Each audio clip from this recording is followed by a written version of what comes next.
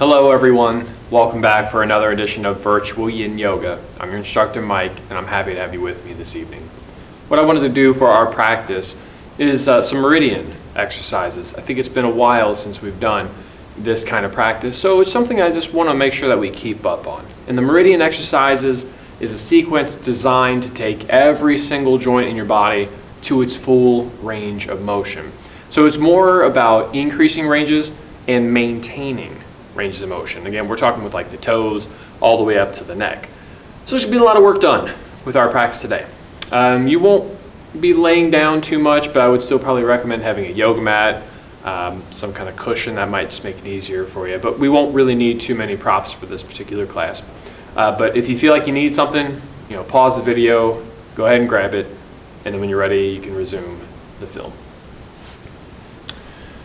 But we'll start it off in a comfortable position. I just want you to either sit down or lay down. Wherever you're most comfortable, go there, and then just close your eyes for a moment. And I want you to pay attention to your breath. Breathe low in your belly, low in your diaphragm. Something I always recommend is just double checking that you're doing it correctly by placing a hand on your stomach below the belly button. And you'll feel the stomach expand with an inhale. It will contract with an exhale. This will help slow the body down, belly breathing. Slows the body, the nervous system down, it slows the mind down. So let's just go ahead and take a minute here to really settle into the headspace of our practice today.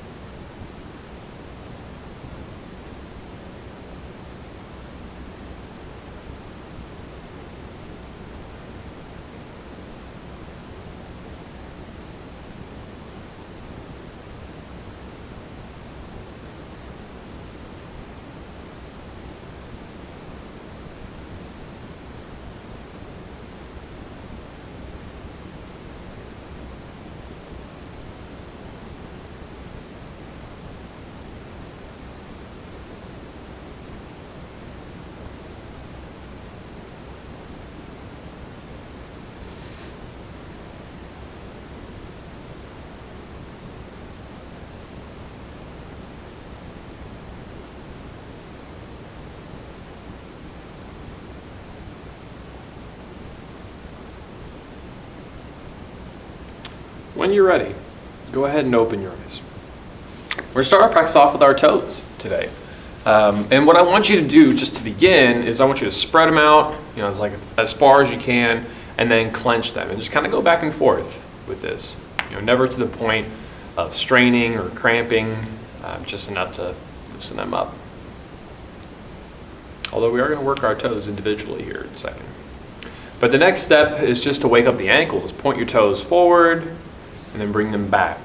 A little bit of back and forth movement with flexion and extension.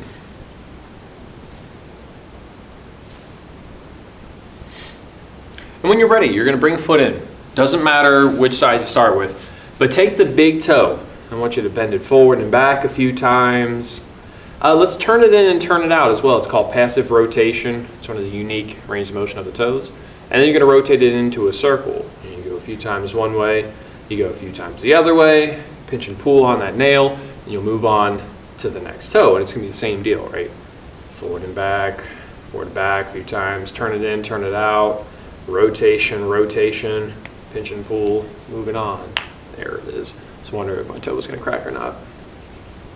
Sometimes you can just feel it, like a joint just really needs to crack. That was definitely one. There's another.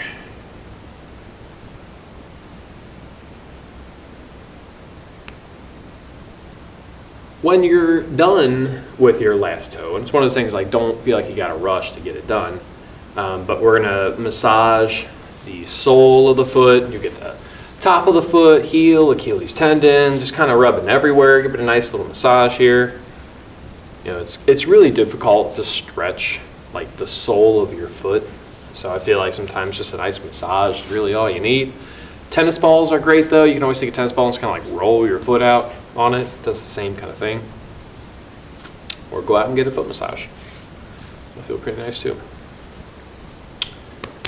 Ankle coming up next. You can either grab the foot and rotate the ankle, or you can just do it by itself. I usually prefer to grab it just because I want to make sure I'm going to full range without using too much muscular effort. but a few times one way and a few the other. When you got your balance, you place that leg down, and then we're going to massage the calf and the shin. Right? Calf is just this big muscle right here behind the shin. A lot of tension here actually for me today. I can kind of sense that. And this is why I love doing the Meridian exercises so much, despite how simple this may be, especially when we start getting into the massaging aspect of this.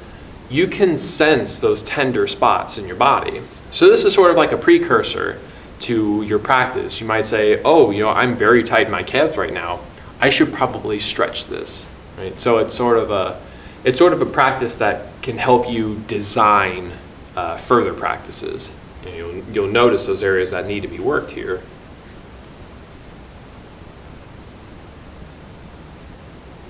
Next thing we're going to do is work our knee. Knee doesn't do a lot. I'll show you from the side here. This is it. It opens and closes. It's a hinge joint like a door. But we can make it different by pointing the toe and then point the heel. It's kind of going back and forth, right? It's a different sensation when you do this movement.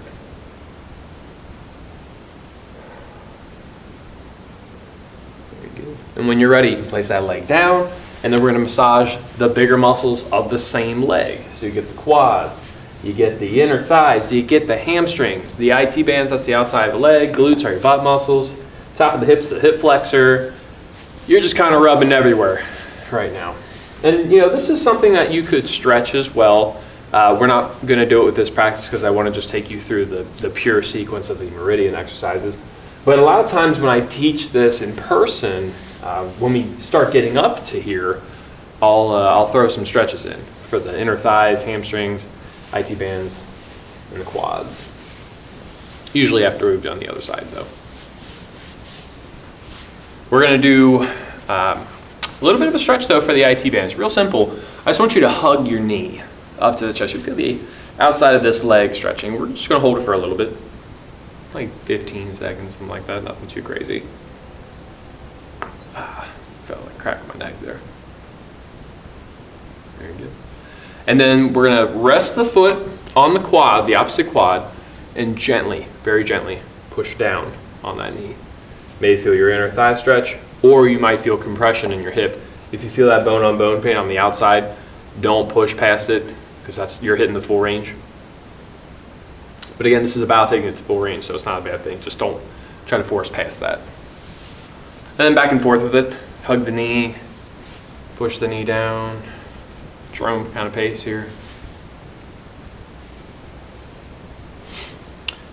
Very good. And the last thing we're going to do here is rotate the hip to its full range of motion. So you can grab that leg in nice circles here, right?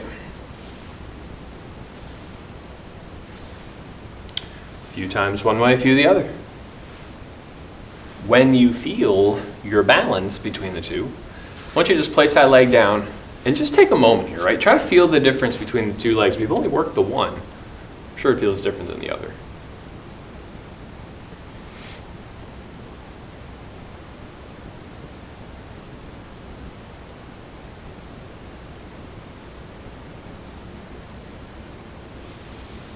When you're ready, let's do the other side.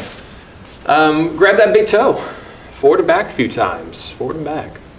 Turning it in, turning it out a few times. That passive rotation, and then rotate it into a circle. A few times one way, a few the other. Pinch and pull. Move on to the next toe. It's the same deal, right? And I mention this every now and then, but the reason why we give our nails a little bit of a squeeze at the end, we do that pinch and pull move. If you're into the philosophy and the practice of Taoism, you'll hear at some point when they start talking about the meridians, the energetic channels that run in your body. And this is what acupuncture and acupressure is based off of, finding these meridian lines where your energy flows into your organs and up into your brain. And they start and end in your fingernails and toenails. So that's why we give it that squeeze here, because again, they're going to run out and then run right back up. So nice, loosen up. We're going to massage the sole of the foot and the top of the foot, the heel and the Achilles tendon, just kind of rubbing everywhere. Nice little massage here. Like I mentioned, hard to stretch this. That's why I like to make sure I throw it in.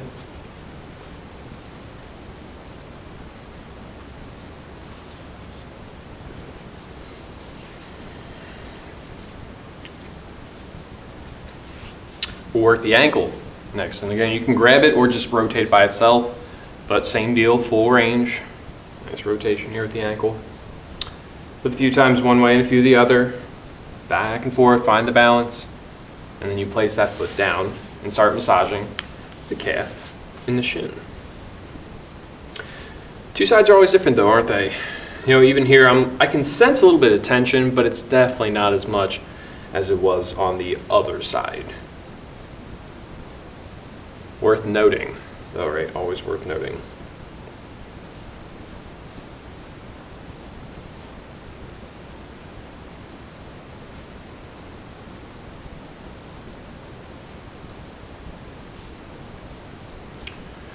Very good. We're going to work the knee next. I'll flip over here.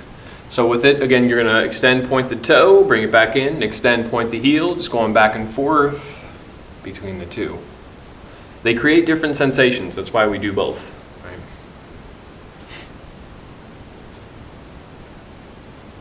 When you feel like you've worked your knee out enough, you can place that leg down. And now we're going to start to massage the bigger muscles of this leg. So that means the quads, inner thighs, hamstrings, back of the legs, outside of the legs, the IT band, although that is not a muscle. And get your glutes too, and your hip flexors. You know, again, you're just kind of rubbing everywhere. It's a very abbreviated version of this. I can feel a lot of tension in my quads, especially my upper thighs. So again, it's something I'm probably going to need to stretch today or strengthen. Just so we all know, if you're having some kind of issue in your body, we're talking just like pure physical issues with a joint, a muscle, or some connective tissue, something like that. Your answer to treating it, if we're talking about with exercise, it's either you need to strengthen it or you need to stretch it. That's like really all you can do. We're gonna hug the knee up to the chest. So a nice little squeeze here to feel the outside of the leg, right? Nice and broad. Give it a little hug, right? Give your knee a little hug.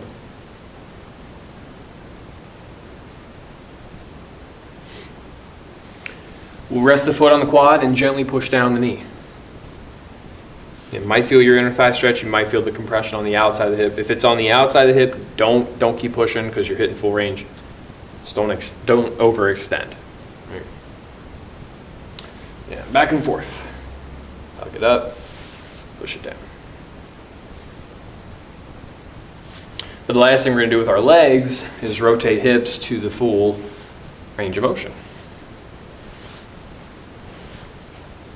So you go a few times one way and a few the other. Find your balance. When you do, you can go ahead and place that leg down. And once again, just take a moment here. We're done with the legs. But again, let's just observe all that work that we've done with the first 12 minutes of our practice.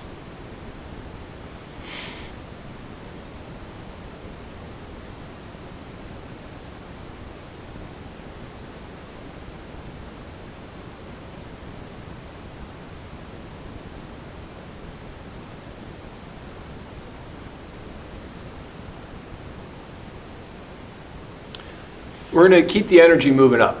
We're going to work our back a little bit. Really more so just like how we normally do when we're doing our yin yoga practice, where we lay on our back, cradle legs, rock back and forth. That's all I want you to do right now. Cradle those legs, right? Rock them back and forth. Now you can always twist and go side to side here. That's what I'm probably going to do. There's a crack. I intentionally try to crack my back when I'm here. Now you can if you want to, but no big deal if you can. Again, I can feel this area that needs to crack and it's just not going today. That's okay. It's probably one of those things where I just got to kind of move a little bit and then it's going to wake up. Or I might need to see a chiropractor. Hopefully not. But the next thing we're going to do is work our hands. We're going to do it like we did our feet. So spread them out as far as you can. Clench, back and forth with it. But do thumb on the inside and thumb on the outside. We can make it a little bit different that way. Wake up those thumbs a little bit.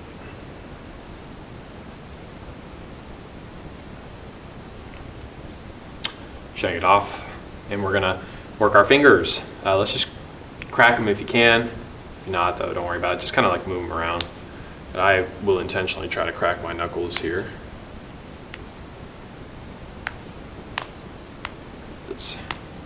And you can just feel it sometimes.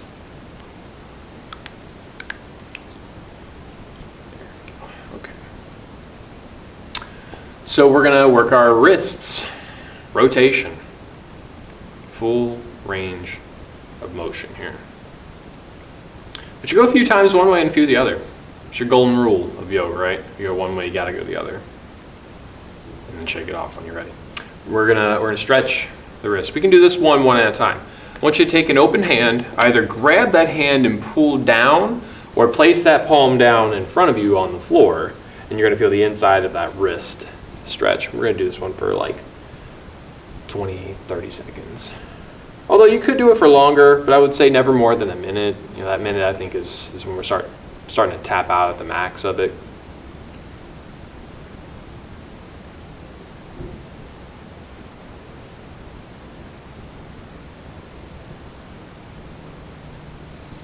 Real slow when you're ready. Lift it up. And just move it around. Right?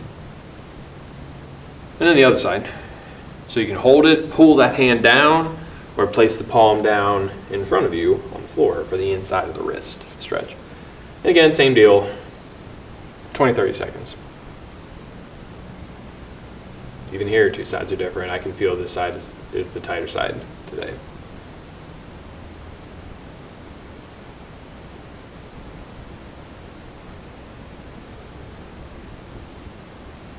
When you're ready, real slow, just move it around, shake it off. Now we're going to do the back of the wrist. And with the back of the wrist, you're going to flip your hands over. You can have the back of the hands down on the floor. Some people prefer it to be on their legs. Some people actually prefer to have it behind them. But for the sake of me demonstrating this, I'm going to have them in front. But maybe explore with yourself. Might feel better one way or the other. But still, it's the back of the wrist that are getting your stretch now.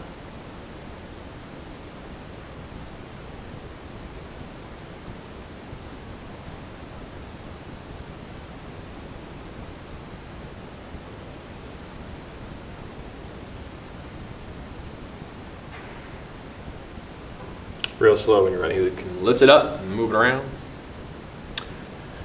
Shake it off. We're going to do the elbows next. This is all they do, right? They're like the knee, a hinge joint. They open, they close. Just take it to the full range. But to make it different, we can go out to the sides. Now, it's the same movement of the joint. It's just different muscle groups that make that work, which is why it's worth doing differently. And then hands to shoulder blades, you're going to rotate the shoulders. Full range here. A few times one way, a few the other, right? Finding the balance between the two. And when you do, you can shake it off a little bit. And we're going to do a little bit of work for the neck, and then we're going to wrap this practice up. Let's take it to full range, and then we'll do some stretching to it. So nice circles here.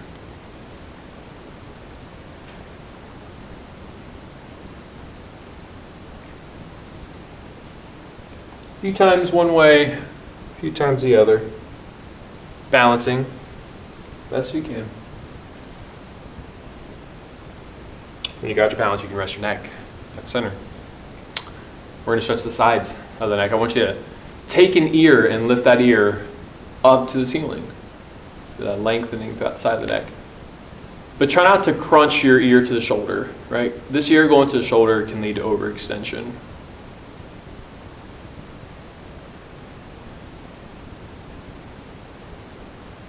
When you're ready, you can release that, and then you'll do the other side. Lift the ear, elevating throughout the side of the neck.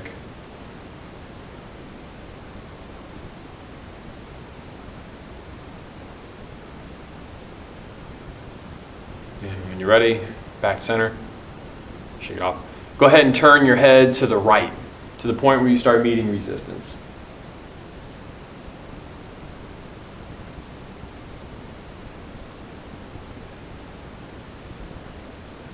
Back to center, to the left, same deal.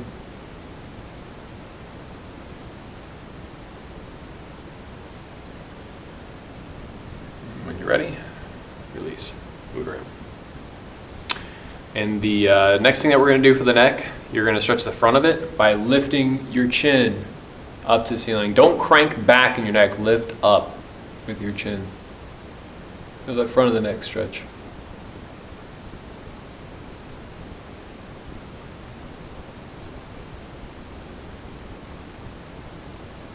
When you're ready to release, you're going to bend the neck forward. Get the back of the neck here.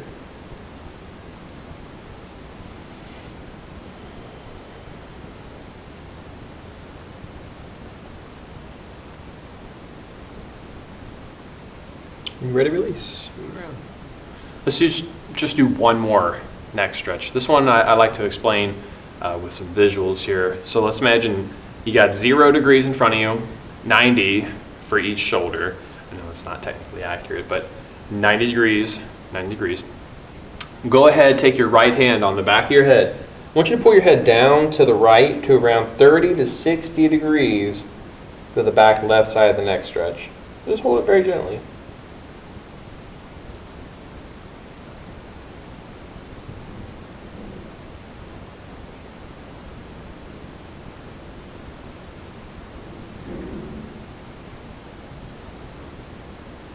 When you're ready, you can release it. Move it around. But then the other side. So you got the left hand now on the back of your head. Pull your head down to the left around 30 to 60 degrees.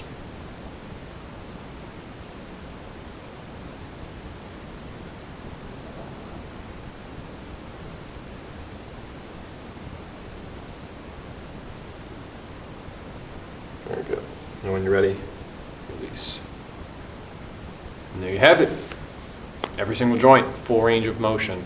So again, despite how simple that is, it's one of the most effective practices that we can do, just to make sure that we're maintaining the movement of our joints. Again, so important for us to do, because a lot of times we will neglect things. We'll kind of take our toes and our fingers for granted, when in reality we really shouldn't be, because we use them all the time. There's no way you can live your life without using these joints. So I hope you enjoyed the practice, but let's end it in Shavasana. So with the Shavasana, you can lay down, you can sit upright in meditation. So wherever you're most comfortable, go there. And when you're there, you can close your eyes. Nothing to see, just more to feel, more to pay attention to. And I want you to focus on your breath. Breathe low in your belly, low in the diaphragm. Turn your senses, your awareness within, and just observe the work that you have done with your practice.